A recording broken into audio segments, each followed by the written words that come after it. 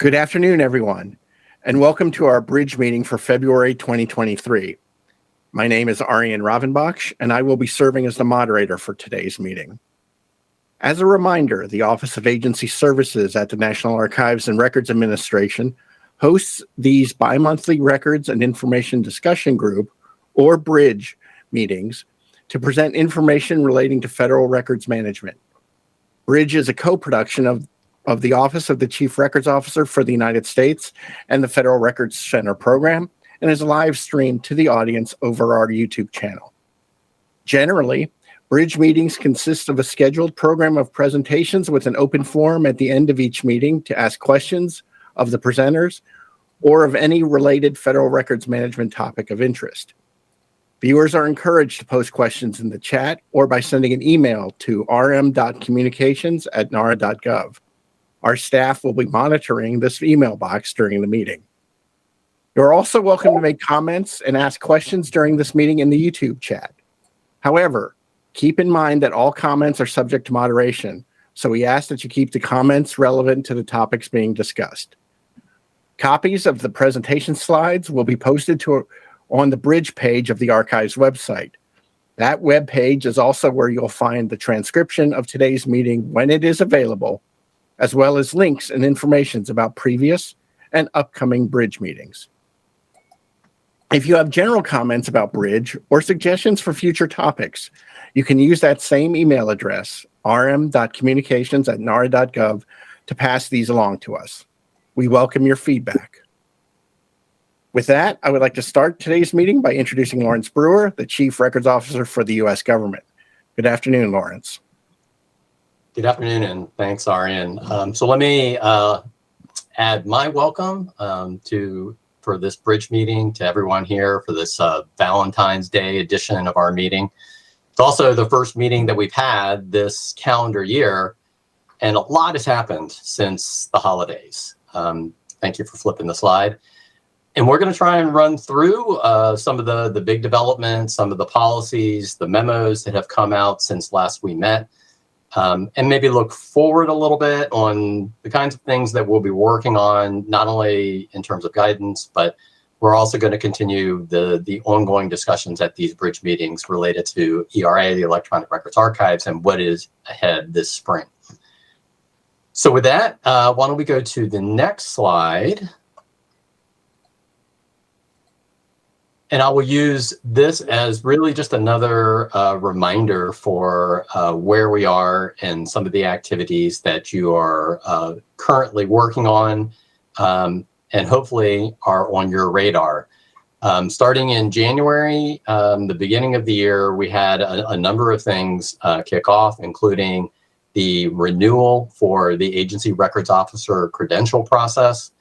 Just wanted to note that since we have kicked off the renewal in the beginning of January, we have 29 records officers already completing their renewal. So congratulations to those 29 individuals, and encourage the rest of you who are currently within the process to keep at it so we can get everyone renewed and complete for this first cycle. Also at the same time, annual reporting is ongoing. The deadline is March 10th, so hopefully you are all busily working on your SAORM reports, your maturity models, and of course, the records management self-assessment. Also in January, we kicked off the resubmission process for capstone verification form NA1005 for those of you who are using the General Record Schedule 6.1 for email and other messages. That started January 31st. It goes until April 30th. And if you want to know a little bit more detail about the process and what you need to do, we held a webinar on January 24th. That now has been recorded and captured on our webpage under the email management tab.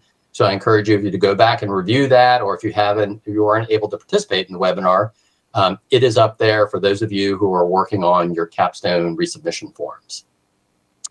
The last two, I'm not going to speak about here in detail because we are going to cover ERA in a few minutes. And we will just flip the slide and get to the memos. So this was a pretty big deal that happened right before the holidays. In December, we have a new memo, M2307, which I'm sure all of you are probably very familiar with by now. The key thing, obviously, that the memo does is extend the dates. So what was the December 2022 dates has now been extended to June 30th, 2024. The other important points to note about the memo is that M1921 is still in place, and this new memo reinforces the goals of the memo that was released in 2019. So the goals at a high level are still the same. We are still focused on making that transition to fully electronic record keeping and using commercial storage and not leveraging and using our resources to house in agency record centers. We are also continuing to review and approve exceptions where agencies feel that they need some relief from the requirements in each of these memos. So with proper justification and following the guidance that we've issued in our bulletin, we have been reviewing and working with agencies, and at this point, we have approved 6 agency exceptions and are continuing to work on other remaining exceptions and ones that are more recently have come in for our review. One thing I do want to note also per this last bullet is similar to what we did when M1921 came out, we issued an our bulletin sort of following up on that to clarify some of the questions we received when that first memo came out. We are planning on updating that memo and including some other questions which have come up after we issued the first bulletin, making sure that we have as much information and clarifying guidance in a new NARA bulletin that would address any outstanding questions related to either M1921 or M2307. So we have been spending a lot of time talking with agencies at a number of agency meetings, this one included, and trying to gather feedback, concerns, questions from agencies related to the memos so that we can incorporate that feedback and address it in a revision of the NARA bulletin, NARA 2020-01. So that is ongoing, but that is something that we expect to deliver on this fiscal year. The other thing I will note in M2307, there is some new content in there, some requirements that we felt were important to add. And one of them relates to the ongoing work that we've been doing under FERMI, our Federal Electronic Records Modernization Initiative.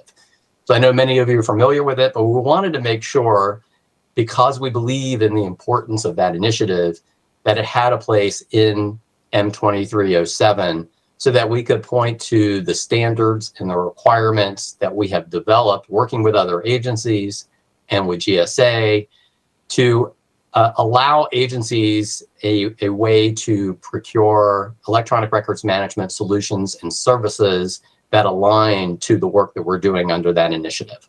So I encourage you to take a look at what we're doing with FERMI. It is there in the memo as something that we should all be looking at and reviewing.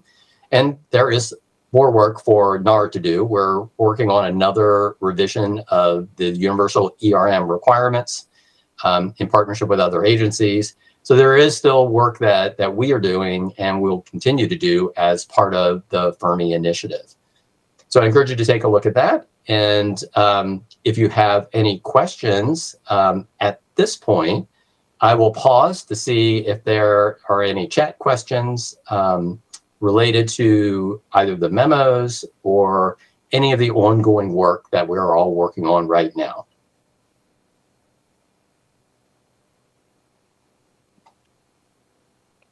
Thank you, Lawrence. We do have one question that has come in over through the YouTube, and it is, when do you expect a new bulletin to come out?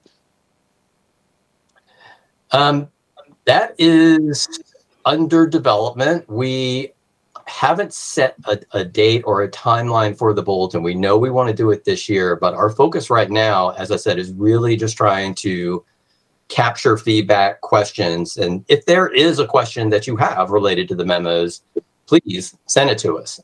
We want to know what agencies are concerned with or need more guidance about. So we haven't set a timeline for when the bulletin is going to be done this year.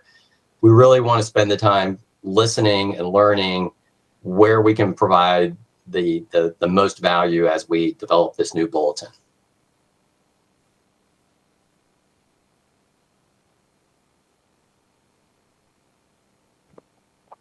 Here's another one that's come in. How many exception requests from federal agencies have NARA approved to date? So yes, I mentioned that earlier in my remarks. We have approved 6 agency exception requests, and we are continuing to review the next batch in coordination with OMB.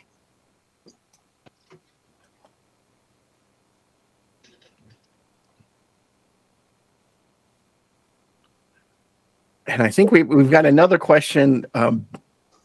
Until NARA finally approves the draft Fermi standard, can agencies still move forward and digitize records using this guidance? Some agencies don't want to scan until NARA approves it. I think that's in reference to the digitization standards, not the Fermi standards.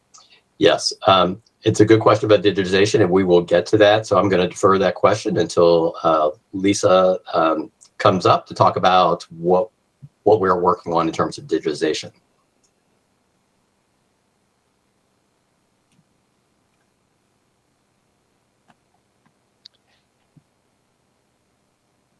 Is there going to be a review? Is there going to be a review of the RM profession against data managers and knowledge managers? So I'm not sure what review means in that sense. We are certainly monitoring the data management space. We've already done some oversight work related to chief data officers. We had some recommendations for agencies as part of that records management assessment. And we continue to engage and are represented on the CDO Council so that we can be more aware of the kinds of issues that are coming up with CDOs. So it's certainly, within the context of information governance, something that we have always advocated for and supported other agencies as they develop and establish those frameworks to make sure that records management and data management and other information management professions are coordinating their work and accounting for the requirements for each of those disciplines. So if review means monitoring and advising and trying to move the conversation forward from our perspective, that is what we are doing, and we're certainly open to ideas on how to engage further or other areas that we might be able to address and look into from NARA's perspective. So here's another one. Will NARA approve an agency exception to the M2307 memo with caveats? If so, what would those caveats be? So whenever we review the exceptions, there are certain things that we're looking for, and those are laid out in the NARA Bulletin 2020-01. So as a starting point, we're looking at those requirements. Caveats, contingencies, disclaimers, whatever you want to call them, are things that we certainly are keeping in mind when we're approving exceptions. One of the things that we want to make sure is that agencies are continuing to mature and work towards fully electronic government. So if it's a question of needing more time for a specific reason, then we might grant that exception, but we would want to see progress reports as agencies proceed along that path. So part of it is making sure that both NARA and OMB are able to stay engaged with agencies who are requesting exceptions, and if they are improved, have some way to monitor and ensure that the agencies are continuing to do what they need to do to accelerate and achieve success against the goals in the memos. Thank you. Here's another one. Aside from the general RMSA annual report, can agency records officers or SAORMs contact our appraisal archivists for more in-depth information, such as why scores increase or decrease or areas of improvement? We are certainly open to have conversations with any agencies, and we can have that discussion with our program that manages oversight and reporting. We're certainly willing to have those kinds of conversations and learn what's going on in agencies and share information that we're learning. I think it's a good way to get a good sense of where agencies are and where we might be able to help as we do our oversight and reporting work. So always just reach out to us, through the records management, oversight and reporting emails and contacts that we communicate with you on. Okay, I think those are all the questions that have come in for now, Lawrence. As a reminder to the audience, feel free to email rm.communications@nara.gov or comment on the YouTube feed, and we'll address questions as they come up or later at the end of the meeting. All right, thanks, Ariane. So I guess I will turn it back over to you to move us through the agenda so we can talk about guidance and the Federal Record Centers program and close with an update on ERA 2.0. Certainly. So next on the agenda is updates on NARA guidance from Lisa. So Lisa Haralampus, you're up. Thank you, Ariane. Thanks, Lawrence. And thank you for everybody coming to our bridge meeting today. Our last bridge meeting was in December, and it is remarkable to think how much has changed and how much work has happened in these past 2 months.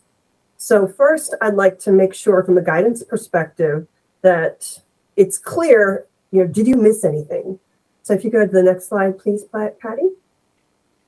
So this slide that you're about to see is a slide on recent NARA guidance, everything from mid-December forward.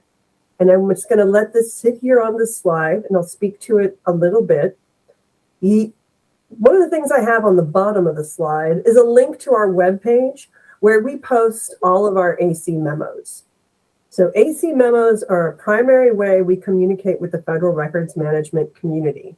If you subscribe to federal records management emails, you will receive AC memos. We not only push them out to your email boxes using our email management tool, we also post them online. So if you've ever wondered if you missed an AC memo, did I miss some guidance? That link is a place that you can check. And yes, always during bridge meetings, we get questions. How can I get invited to the bridge meeting? How do I find information? It's subscribing to that federal email subscription link will get you on our mailing list. And we generally use it to send out AC memos. So that was a little recap on how you find guidance. I then wanted to point out here that, yes, the memo's on here. We issued that M2307 on December 23rd. But maybe you might have missed that we also put out a NARA bulletin on radiographic film records. That is not an issue that impacts everyone, but if it is something that your agency has, radiographic film records, we have guidance on that. We've pushed out guidance on capstone, guidance on GRS updates, guidance on changes to schedules. So this is a resource for you to use to get caught up on all the pieces of guidance we've talked about. You will find that we've discussed many of these products at upcoming bridge meetings or in previous bridge meetings. So again, bridge is a great way to hear us talk about the guidance, and the AC memos is a great way to make sure you're seeing our communications and know what we're producing. One of the questions we always get at Bridge is, can I get a copy of these slides?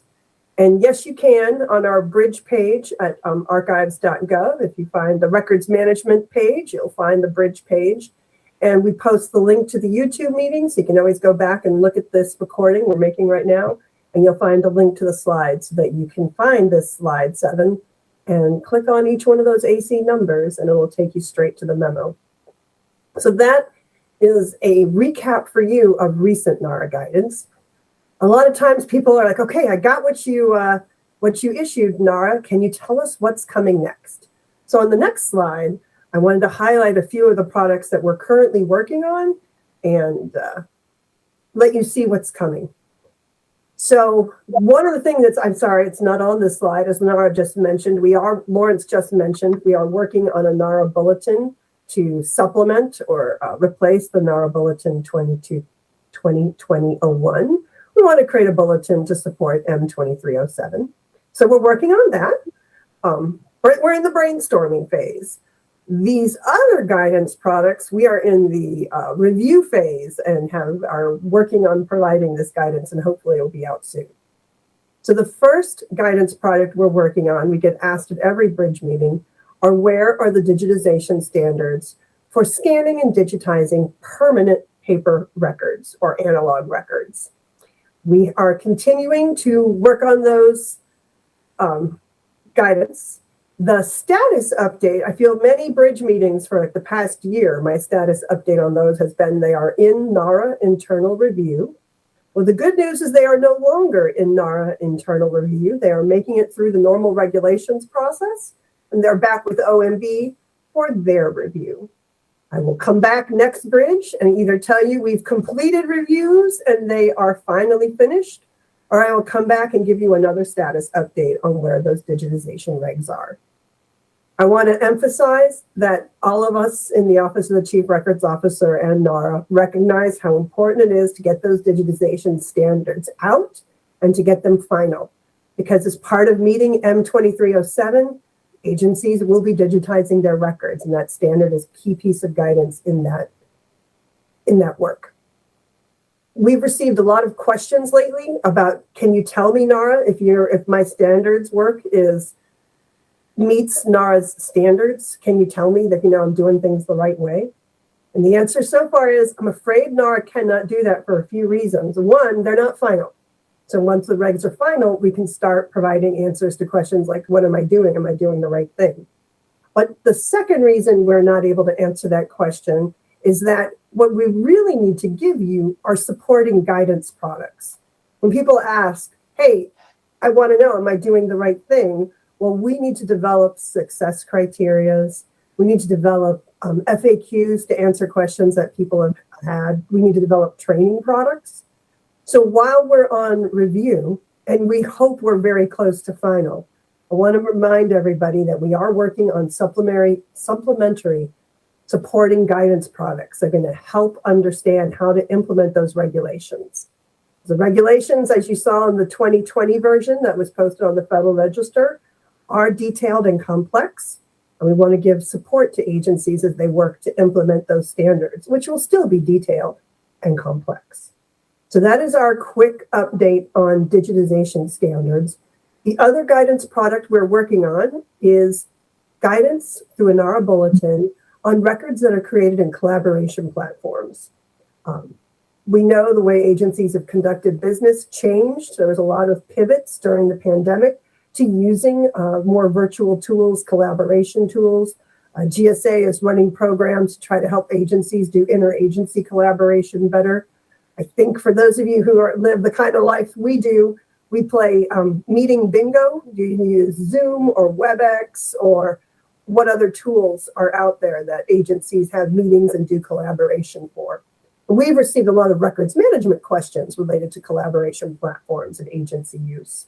So we expect sometime in the next quarter, definitely fiscal year 23, but we're trying to get our bulletin out of NARA internal review and out for agency review. So please be on the lookout. Eventually you will see an AC memo and a Records Express blog post where we ask for your comments and feedback on that draft guidance. So that is what's up and coming in the guidance sphere. Hopefully, I've answered the questions that were asked earlier. And Arian, let me know if there are any more questions that I can answer about guidance. Thank you, Lisa. You did cover all the questions we had previously, so thank you. There are no further questions, but I would suggest don't go far. We will have Probably will have questions for you at some point. Right. Well, as always, I'll be here for the general Q&A at the end. So if you think of anything, let me know. Thank you, Arian. Thanks, Lisa. Next on this afternoon's agenda is an update from the Federal Records Center program. So we have Chris Pinkney, the acting director of the Federal Records Center program, up. Hi, Chris. Hi, Arian. Well, I guess to begin, I'd kind of echo what the other speakers have said. It's definitely been a hectic couple of months. To lead off with the traditional post-COVID update, all of our centers are fully open. We do have several sites where the CDC community level is now medium, but all of our staff are on site at all centers and all of our activities continue unabated. Our focus across the FRCP remains on backlog reduction as we continue to dig out. We are working to fully restore all of our pre-pandemic service levels. We're finally to the point we're very close on reference at most of our centers, and we're continuing to work at the last few that need to improve turnaround a bit. The big news for us is Christmas came early this year. The publication of M2307 on the 23rd allows us to continue to accept records in analog form from all of our customers for 18 months. And this was great. We were very excited to see that, and we're very excited about the opportunity to continue to work with folks. In response to that, our national T&D staff have been working to produce updated capacity planning worksheets as we digest the implications of both the extension and then any exceptions that have been granted, so we can figure out what our storage situation looks like at all of the FRCs. We're in the process of projecting out to 2030, and it generally looks like we've got some pretty good space at most locations. We do continue to receive large numbers of new transfers, and we really appreciate everyone's patience as we work with them to coordinate deliveries and get all the transfers shelved. Just in 23, we've now received and shelved slightly more than, 364,000 boxes. I looked at ARCUS this morning, and we have an additional 20,024 transfers, which are covering almost 275,000 cubic feet, which are currently in approved status. So we'll work with agencies to get those into our centers and get them on shelves. Interestingly, the transfers in submitted status has dropped down to 816, which I suspect is almost certainly related to M2307 and the ability it gave all of us to kind of take a deep breath and let our shipping folks have a short break. Another area that we remain focused on is catching up with any of our backlogged disposal. I'd again like to thank anyone who's blocked time to review and return all of the disposal notifications. We continue to put a lot of our staffing resources on disposal operations, and the FRCP has destroyed almost 385,000 cubic feet so far in FY23. The total disposal backlog, which includes both records whose destruction would have occurred during the pandemic and then more recently approved transfers, is down to about 1.46 million cubic feet. It's still a lot, but it's down from almost 2 million back in the middle of last year. And so continuing to reduce that number remains a top priority for us, and we'll stay on it until the backlog is eliminated. And then I also wanted to briefly address, or I should say anticipate a question, because it seems to come up almost every bridge. I checked in with our WNRC director to see if I could get an update on the status of his Metro Courier and truck service operations. The Metro Courier is in service right now. It continues to operate at reduced capacity until he can finalize the hire of several new drivers. But the truck service remains problematic. That's the vehicle by which we normally bring in new transfers to the WNRC. The update I got from Mr. Harris is that he is actively engaged with ARC, which is NARA's HR contractor, working to recruit new drivers. They are reviewing postings and will hopefully have them live on USA Jobs soon.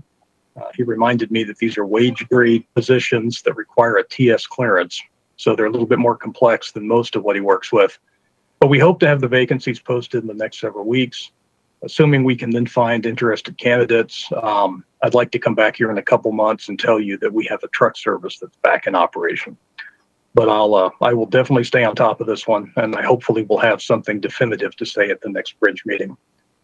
And that is pretty much the news that's fit to print in February. So I guess I can either try to answer questions that might have come in, or I can wait to the general Q&A at the end. Thank you, Chris. At this time, I think you're off the hook. We have no questions in the queue, so we'll have you wait till the end. It's a deal. Thank you, Arian. You're welcome. Next on the agenda, updates on ERA 2.0. Refer to David Lake and Sean McClure to take it over. So, gentlemen. All right, I'm going to go ahead first. This is David Lake, Program Manager for ERA. Hello, everyone. Sam and I are back to give an update on ERA 2.0. Some of what you'll hear is similar to some of our previous briefings, with some exceptions. One important exception is the updates to the timeline for launching of ERA 2.0 and shutting down ERA-based system in use today. Next slide, please.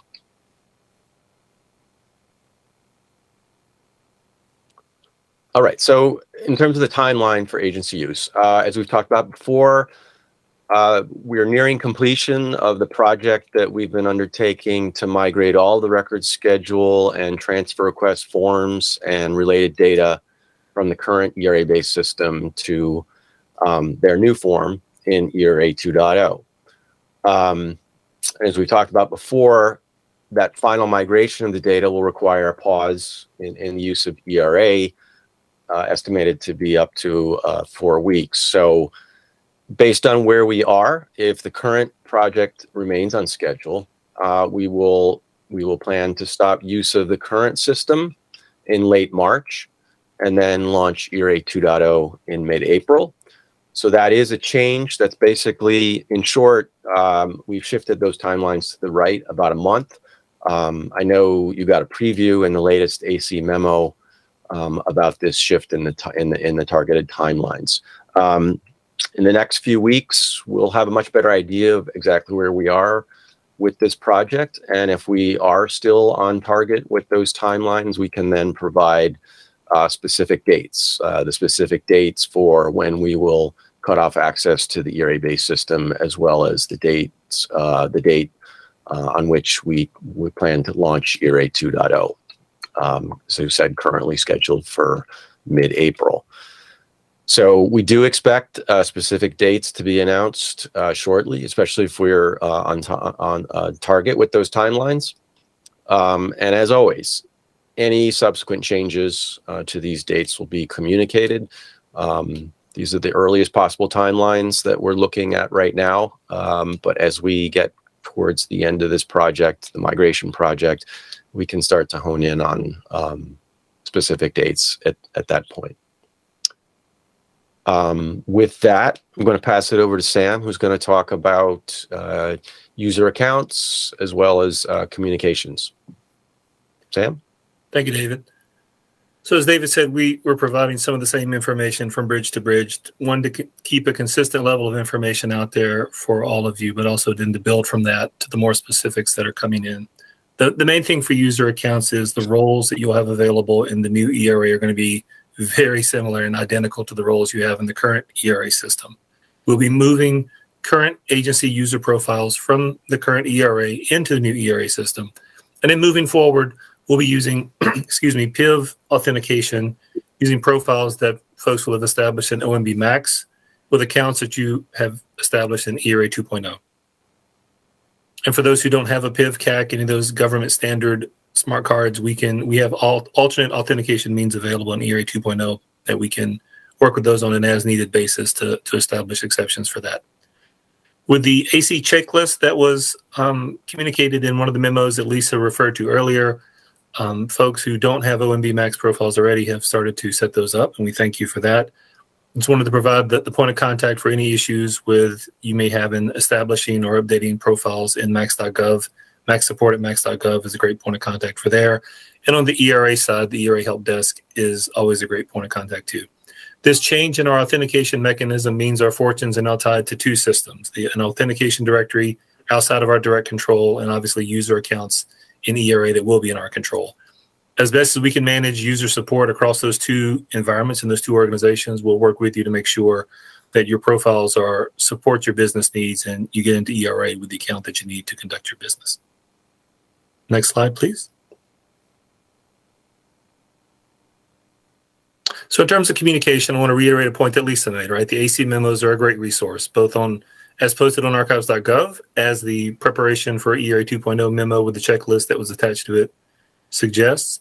And there'll be more information coming. As David said, there was the update that came out at the end of last week, basically discussing the timeframes we've given here today. More specifics will be coming through those same memos. So I want to echo everything Lisa said about the usefulness of those memos, going to sign up for the RM email list so that you can have the latest and most specific information that's coming out. Beyond that, we'll be working with our help desk in ERA to send specific system notices to all users, particularly when it's time to cut off. And when we move from the URL of our current system to the URL of the new system, there'll be lots of places where we can inform users. We'll have emails that go out for system notices. We'll have a redirect. If you try to go to the original ERA URL, it'll send you to a website that tells you, no, you need to go to the new URL so that you can always know, update your bookmarks, and then get to the right system at the right time. As Eddie Klein previewed, I think in the October bridge, we'll have a complete refresh of the information available for ERA on archives.gov, new job aids, training content, a new account request form. Everything that's relevant to ERA 2.0 will take the place of everything that's currently there for this original ERA system.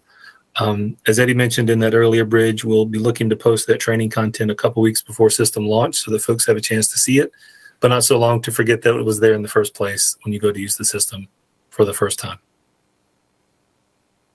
Next slide, please.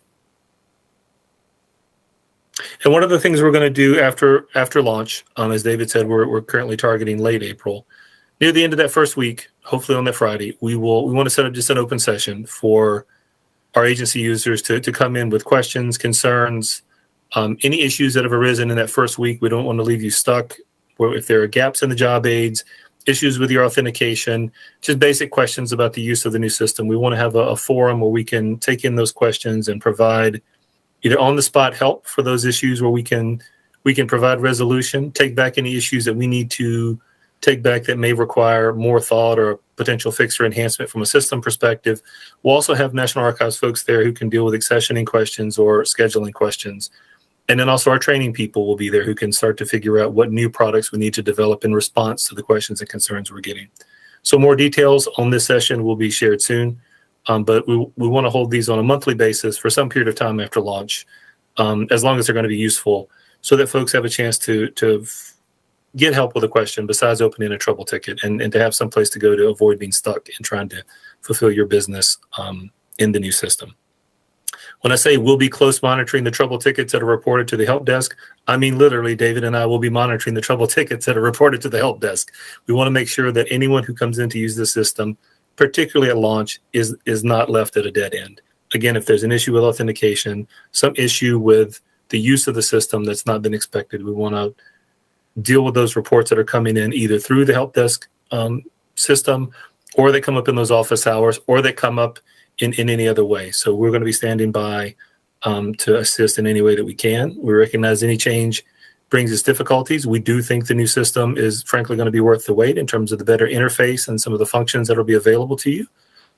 But in the meantime, we want to make sure that when you go in to use the system, you have all the information you need to be successful at first login and not have a big learning curve to overcome in order to do the business you need to do in the system. With that, we can advance the slide, and I will turn it back over to David.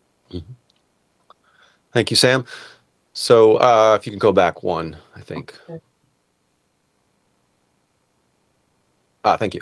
So this is really just to reiterate what we've already talked about and hammer home the idea that we're going to continue to refine and update the timelines related to the shutdown of ERA base and then the release of ERA 2.0 for agency use, including getting to the point where we can provide those specific dates soon.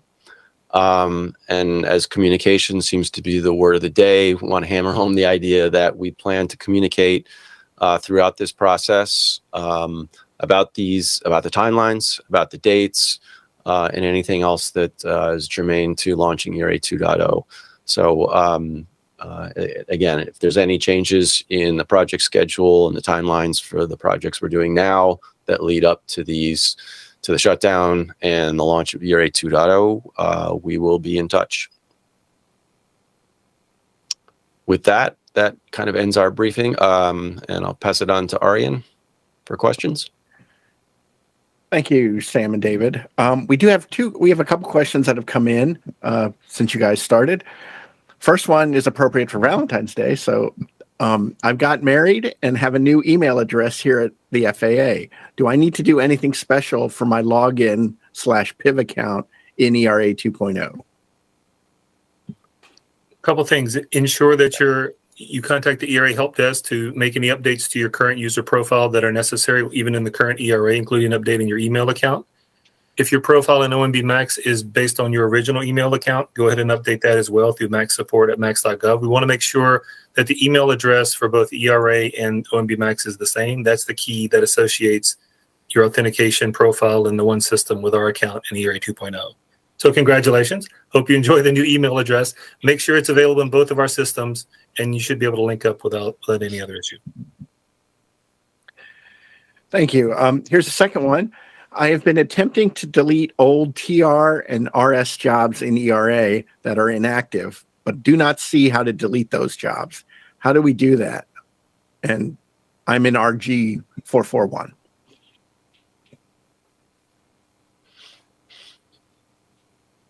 Delete old.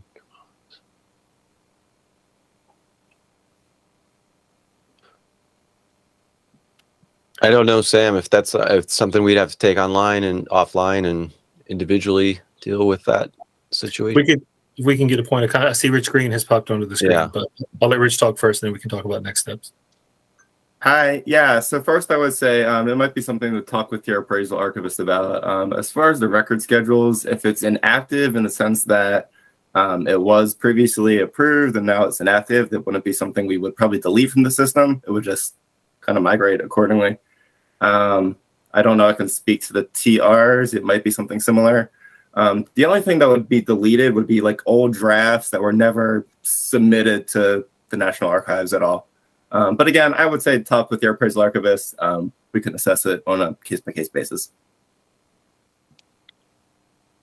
Thank you, Rich. Here's another question. Will draft record schedules move from ERA 1.0 to 2.0?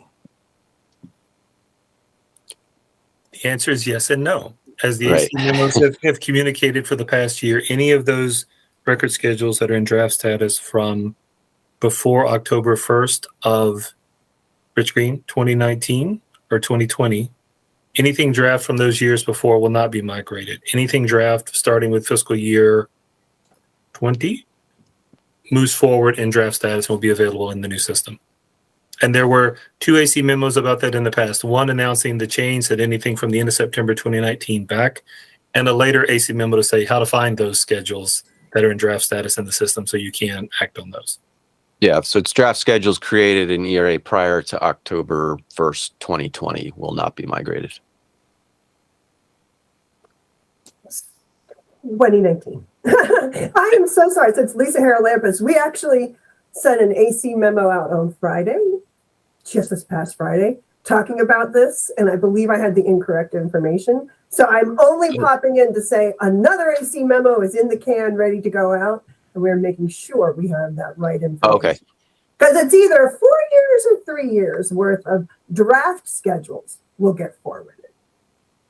So for those who are listening and asking these questions and getting ready, thank you so much. And yeah, if you have a draft schedule that's more than 3 years old, take a look at it, and hopefully you will see it again when we do the migration. And if not, you will have to recreate it, which would be, I think, the general answer for any draft schedule that doesn't get transferred over. You will have to recreate it in the new system.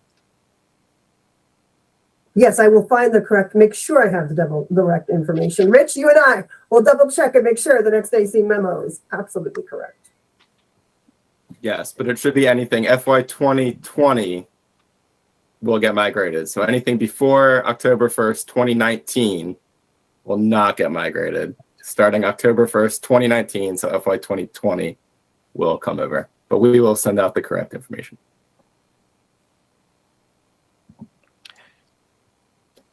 Thank you. I'm continuing to look for questions.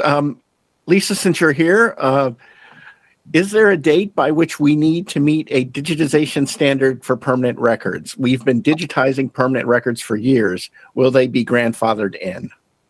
Oh, such a great question. Thank you for asking that. Like I said, there's more information that will be coming on how to manage permanent records and permanent records that have been digitized once we get the standards out in the regs and once we have supporting products.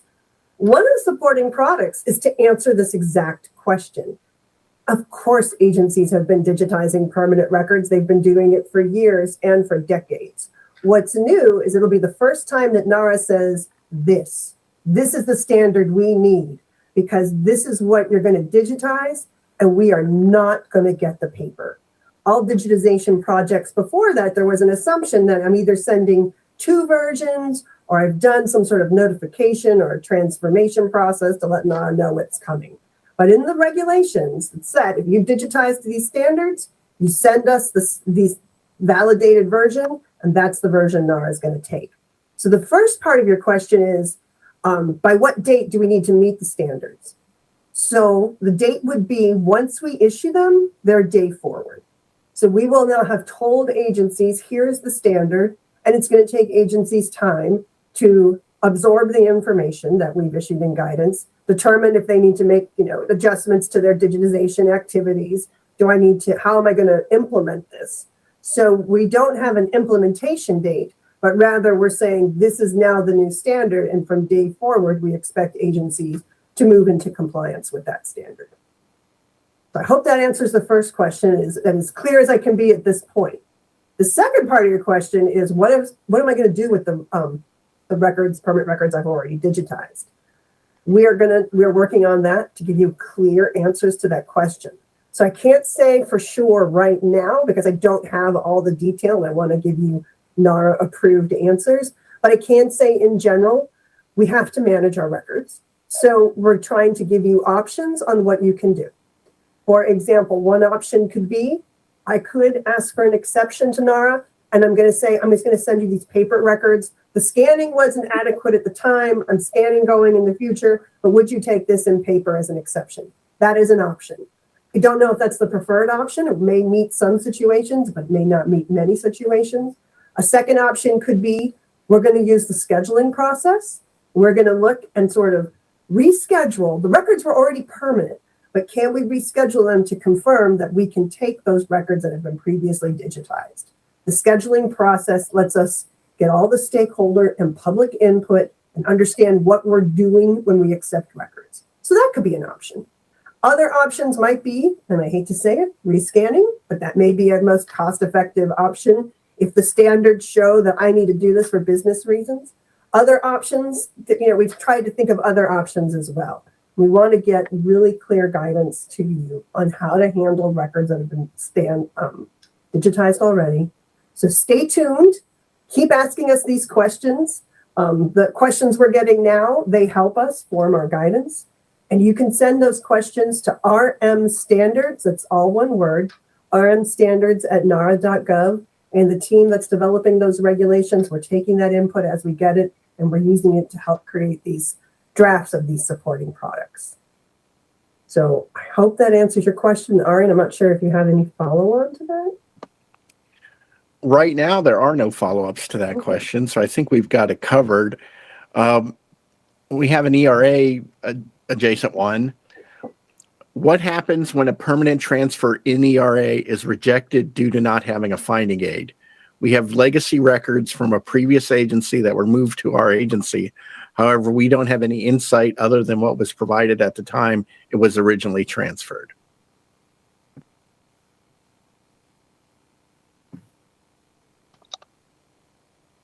So that is ERA adjacent, but we're adjacent on the wrong side of that particular question, right? That's really a question to raise with the accessioning archivist, right, or the custodial unit with whom you've been interacting, because from our standpoint, we're aggressively policy neutral when it comes to the handling of transfer requests in ERA or ERA 2.0. But it's really a question for the accessioning archivist you're working with.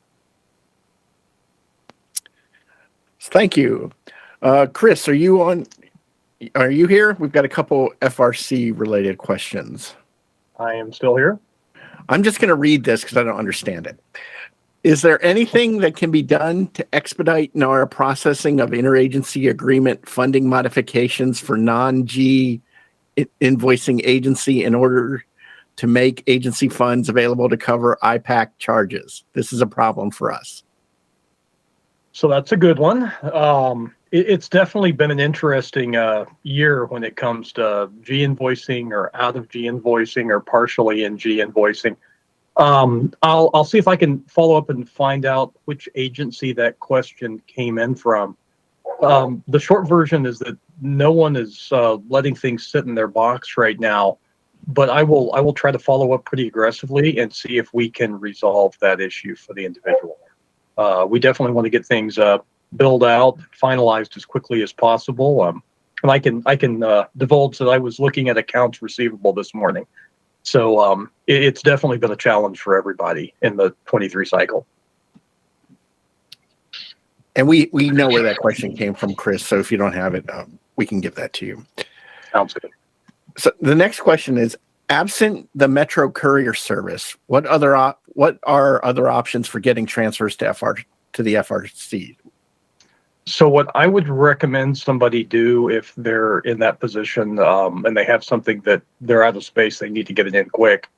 I would recommend they reach out to their assigned account manager or Pam Northern, who's acting director for CRM. There's a variety of freight lines, there's commercial companies, and depending on the volume and the distance, we may be able to recommend something that can be worked out. So I would definitely tag the account manager, see what he or she can figure out, and potentially get a range of possibilities if it's not something that could potentially wait for several months until we were restaffed. Thank you, Chris. For ERA, for the migration from ERA 1.0 to ERA 2.0, what is considered a draft?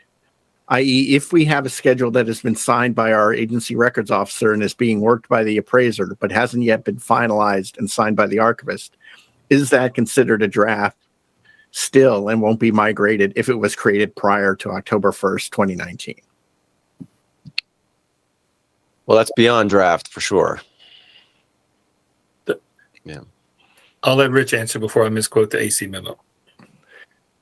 Yeah, so a draft would be anything that has not been submitted to the National Archives. So once you hit the button that says certification, then it comes over to the National Archives, then it comes into a different status, in which case it is no longer a draft.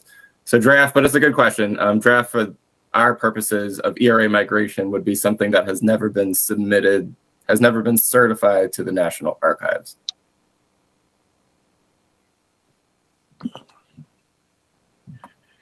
Thank you, Rich, for the clarification. We have a couple of sort of capstone related questions in the queue, which I think we can tackle. Can you discuss why Microsoft Teams, chats, and other collaboration platforms are not included in the revised GRS 6.1?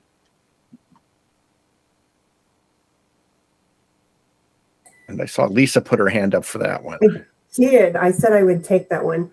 Thank you so much for asking. So we're going to go back to that piece of guidance that was issued, again, just in early January, where we expanded the capstone approach for electronic messages. So in the bulletin, we sort of laid out the guidance, the principles that, are our standard records management principles that we've used for email and now have been expanded to electronic messages. So the bulletin would say, we're looking to e-messages are defined as recorded information conducted between individuals for business, for whatever the rest of that part of that definition is. So our guidance tends to look at e-messages as a tool whose primary use is communicating between individuals. Teamstone chats, Microsoft chats can be very interesting because it depends on which team chat did you mean. Do you mean the chat in Teams, which is happening because we're having a video conference or an online meeting and we're using the chat feature in that meeting? That is a secondary purpose of chat, right? It's chat to support the main purpose of meeting. Or do you mean Teams chats where people are talking directly to each other and they're using that as communication? I hope I've defined that clearly, like there's a difference between how Teams are used. So for the general record schedule, the GRS 6.1, which is implementing that policy, the GRS said, if you want to use this GRS for electronic messages, at this time, it was limited to electronic messages used specifically for communication, because that's expanding what we did to email to e-messages that are very similar. So if you had a capstone official who in the past was sending an email and now he's using that same chat message or instant message to communicate with other people, we're like, sure, the vehicle has changed, the tool has changed, but we still have collections of information where capstone officials are communicating electronically to each other. If a capstone official is doing a chat in a Zoom meeting, right, I'll take it out of Teams into something else, the question would be, how are you memorializing the fact that you had that meeting? Are you taking meeting notes? Was there a meeting summary? Was it sort of meeting we don't have to document? It was a working meeting. So we are not applying the guidance to chats in those types of tools. And I hope that helps a little bit answer that question. And we can certainly send them to the GRS team who's sort of helping with that verification form. And I think we have people over there with GRS and Capstone who can help you get into the details of how you're using that Teams chat and whether or not it would be appropriate to check that box and say, yep, I'm going to manage this Teams chat the same way I'm managing electronic messages, but not this Teams chat over here. Life is complex. And I'm going to wait, Lauren, Arian, in case there was a follow-up maybe. We can put that on the back burner. So we do have a question from an individual. If we have any questions on our resubmission of the Capstone NA 1005 implementation verification forms, should we query our appraisal archivist? Sure, I can take that one. First, I'm going to plug the webinar. So you should watch the webinar that's recorded on our website. It's really good, and there's a lot of resources in there that hopefully will answer most of your questions. But if you do have any questions that don't get answered, our suggestion is if it's sort of like a broader, policy process thing related to resubmission, GRS_team@nara.gov, which is the GRS team's mailbox, would be the place to go. If you have specific questions, agency-specific questions about your form, those are probably better to go to your appraisal archivist. And in that same vein, Lawrence, is there a subject matter expert with whom we may discuss the Capstone email culling process? So we don't have someone who might be able to answer all the questions around culling, although we are certainly familiar enough with the issue that if you have a specific question, I would again suggest you send it to grs_team@nara.gov, the GRS mailbox, and we'll do our best to help you out.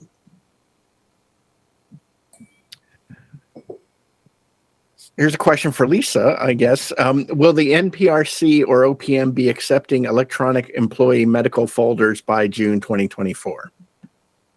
Employee medical folders and official personnel folders is a great question.